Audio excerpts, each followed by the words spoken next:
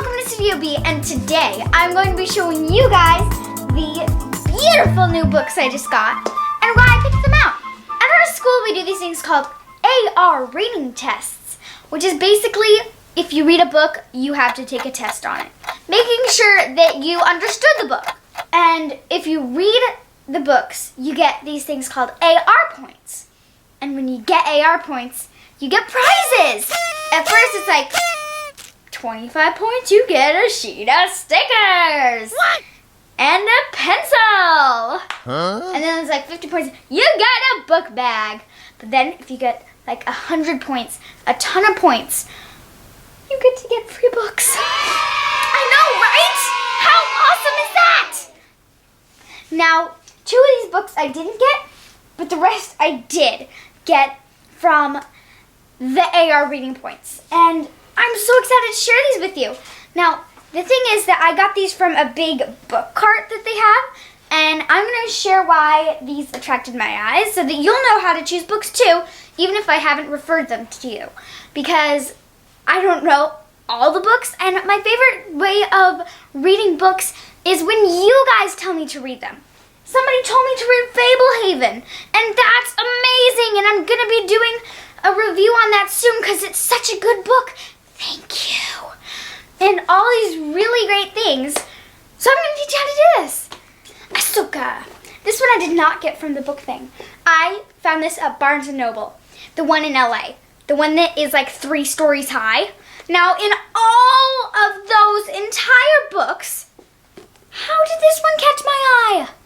Well, this one caught my eye because I was looking in the Star Wars section, and I saw Ahsoka, right? And I look on the back and stuff. It's like she thought her war was over, but a new battle is just beginning. How cool is that? So I picked this out because it sounded cool, and I knew the backstory. You would think, oh, yay, great, Ahsoka, this is boring. If you don't know the backstory about her, she was once a Jedi. How cool is that? And you wouldn't know.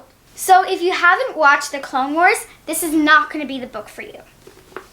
You can know because if you read this and you don't understand what it's saying, then you don't want to read it because you don't understand it. Fish in a tree. I wanted to read this because fish in a tree.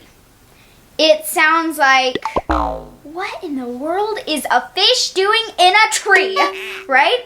And usually books like that have like a really cool message hidden inside of them, like this. If you judge a fish by its ability to climb a tree, it will live its life believing it's worthless. And that's how she feels. She is in 6th grade. Her name is Allie. She can't read. It turns out she has dyslexia, but nobody knows it, not even her. She doesn't know how to read, but everybody else does. You see her struggles. You see her go through all of this, and she can't read and she can't write, so she has to be the worst person in class, never doing anything the teacher says, getting the worst grades because she can't read, until she gets the best teacher ever. This is the teacher that everybody wants, the teacher that everybody needs to have at least once in their lives. I wanted to read this book because it's kind of like Wonder and Out of My Mind that are just so powerful, and about somebody who has a disability but works through it. It's kind of like a title, kind of like Out of My Mind. Out of My Mind. Doesn't like give you any information of the book like this one. Star Wars Ahsoka. You know that it's about Star Wars and you know it's about Ahsoka. Fish in a tree. Is this going to be about fish? Is this going to be about trees? Is this going to be about a pet owner that keeps fish in trees? Is this going to be about a person who lives in a tree and keeps fish? Is this going to be about Tarzan? Huh? And Out of My Mind. It's like, what's out of your mind? It doesn't even have a cover that shows you anything. It's a goldfish jumping out of its bowl. Next one, Superstar. This one I got from the AR reading cart. This book is crazy similar, I have heard, to Fish in a Tree, Out of My Mind, and Wonder. This is about a kid with autism that has been homeschooled for all of his life until now he's going into a 5th grade in a public school. He's never even been there. And you cannot know what it is like after watching movies, because that is nothing like what happens at school. No, it doesn't even show like how hard the math is and everything like that. And it's about him going through bullies, the loud cafeteria, and finding his thing and trying to become popular. And what I like is that he finds his way through science, which is what I found. And I love science too, and that makes me want to read this. The postcard. Yay!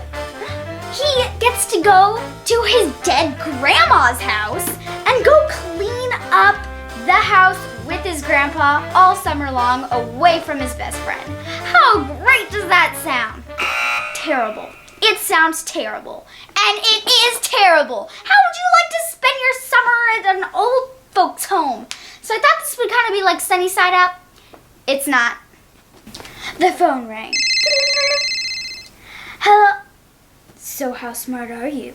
Said a man's voice abruptly and loudly. The volume of the call was turned up too. It was an old voice, raspy and thin and a little muffled. 'Cause now, it's starting. The postcard. A mystery within a mystery. Dun dun dun! He finds family secrets, heirlooms, a mystery within a mystery within a mystery of a yellow old postcard. I happen to like mysteries, so I thought I'd give this one a chance. I mean, seriously, look at this postcard, people. You know what? I love book covers that do this. Look at this. Ta-da! It's rare, but it's awesome. The Candy Makers! Who does not like this book? One, it's a mystery. I found that out first. But first what came up to me is that it's covered in chocolate and candy. Who doesn't like chocolate and candy? Seriously, people, who doesn't like candy? It says The Candy Makers, a candy-coated mystery full of mouth-watering surprises. Then I found out it's about 4 kids in a competition to make the most delicious candy on earth. But then there's sabotage, a mystery. And the only way to do it is to band together and defeat this terrible thing by making candy! How awesome does that sound? I happen to love Charlie and the Chocolate Factory, and I happen to love chocolate too. I like shows like Cupcake Wars and Food Challenges and holiday Christmas cookie wars and all these awesome things. And then it said mystery, candy plus mystery plus book equals me being happy! Ah! Happiness overload. Everything you could possibly want. Okay, that is as much as I can handle. Mysteries, candy, fishes and trees, superstars, and Ahsoka. How awesome. I can't handle this. I have to stop now. These are all of my new books that I've just gotten, and I'm kind of on a book overload right now, so I'm reading multiples of them at once. You guys. Make sure to comment below and tell me if you have ever read any of these books, because I want to know what happens. But don't actually tell me what happens because I don't want to know what happens, but I do want to know what happens all at the same time. So don't tell me, but do tell me. Oh, I've got it, people. Yes! I want you to tell me how many B's you give this book, because then it's not revealing too much that I'm like, oh, yay, what? I wanted to read that by myself. How dare you? So it's not like me being like that, but it's also not me being like, oh, I don't know anything what this book is about. It's perfect. Comment below how many B's you give these books, if you have ever read any of them. And if you haven't, which one do you want to read? Make sure to subscribe to Studio B and like this video if you like candy.